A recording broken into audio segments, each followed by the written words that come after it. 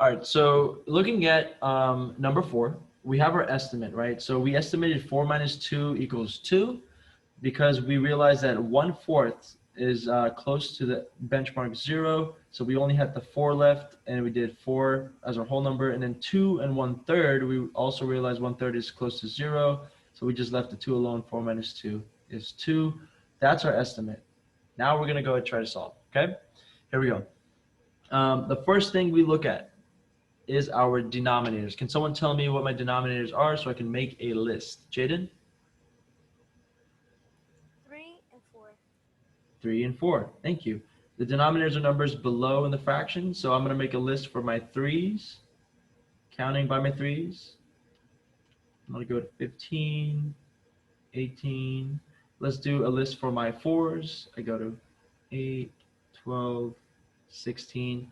Okay, do you guys see a common denominator? All right, Joanna, what is it? 12. 12. Good. 12 is my least common denominator. So I'm going to go ahead and use that as my least common denominator, 12. I put that down here, and I put the 12 also down there next to the fraction up above. So how did I get 3 to equal 12? I did 3 times 1, 2, oh, sorry, 3 times 1, 2, 3, 4, right? So I do times 4. What I do to the denominator, I must do to the Numerator. numerator. Very good. Okay, so I have the 4 up there. Bring the whole number 2. Okay, so that's my new mixed number, 2 and 4/12. Okay, now up above, I have 4 and 1/4. How do I get the 4 to equal 12? Looking at my list. Joanna's holding up 3 fingers. I did times 3. Yep, good. 1, 2, and 3. So what I do to the denominator, I must do to the Numerator. numerator. Thank you. So 3 is my new numerator. 1 times 3, right? 4 is the whole number that I'm bringing down with me. So I now have a common denominator, which I'm happy about because that means I can possibly subtract my numerators. However, I see an issue here. What's the issue? The issue is that the 3 minus 4 does not work. Okay, you can't take away 4 from 3, right? Can't do 3 minus 4.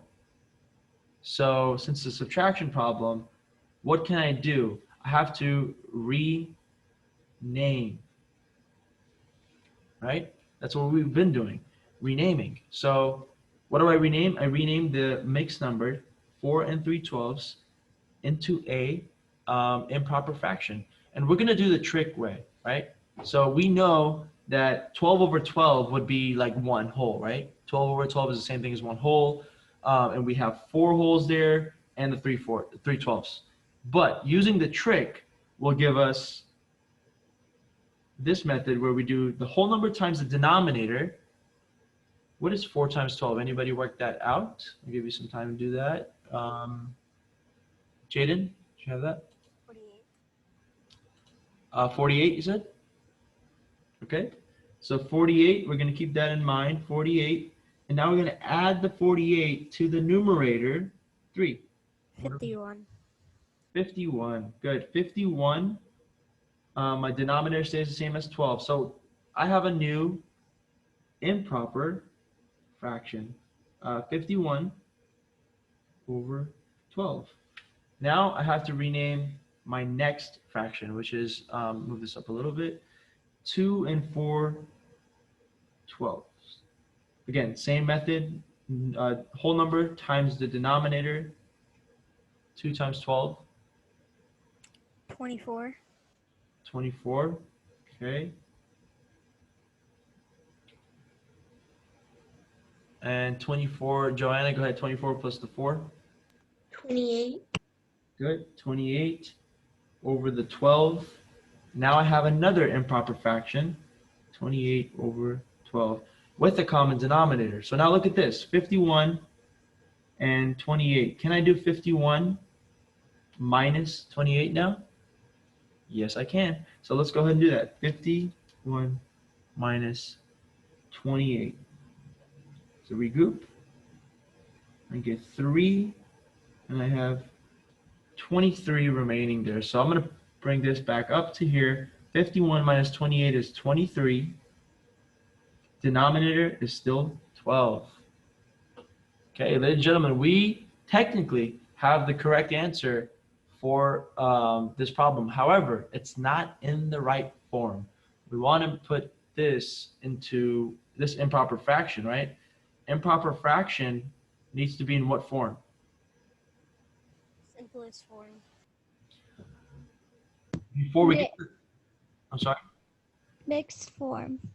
Yeah, so a mixed number, and then we'll definitely check the simplest form as well, but mixed number first, right? So let's take 23 and 12, right? So 23 over 12. How do we make this into a mixed number?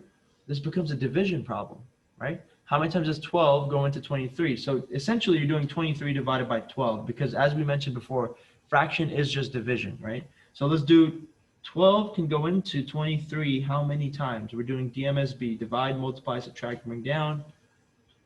1. I see a lot of people holding up one finger. 12 times 1 is 12. My remainder is 11.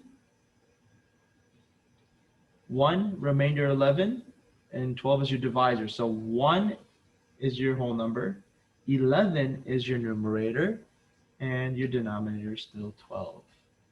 Can I simplify 1 and 11 12s?